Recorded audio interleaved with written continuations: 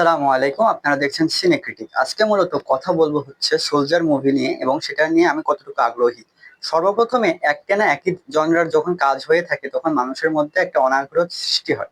সেখান থেকে একজন ব্যক্তি যখন বিভিন্ন ধরনের জনরাতে কাজ করতে থাকে তখন সেগুলো কাজের উপর মানুষের আগ্রহ বাড়ে। তো একটানা গ্যাংস্টার যেরকম তুফান হোক বা হচ্ছে বরবাদ হোক কিংবা লাস্টে যে প্রিন্স, সেটা আমরা যদি দেখি তাহলে পরবর্তীতে প্রিন্স মুভিতে এসে আমরা বুঝতে পারি যে মানুষের আগ্রহ কতটা কমে গেছে। তো একই জনরার কাজ করার ক্ষেত্রে এই রিস্কটা থেকেই থাকে। তো সেখান থেকে সোলজার হচ্ছে একটা ভিন্ন জনরার একটা কাজ, যেখানে বাংলাদেশি আর্মিদের দেখানো হবে, একজন সোলজারকে দেখানো হবে এবং এই রোলে শাকিব খানকে ফার্স্ট টাইম দেখা যাবে। আর ওভারঅল সবকিছু যদি মিলিয়ে বলি, এখানকার যে আমি আবার তো আশাবাদী, কারণ অলরেডি অনেক দিনের শুটিং হয়ে গেছে এবং যেগুলো লিক ফুটেজ আমরা দেখতে পাচ্ছি সেগুলো প্রমিসিং ছিল।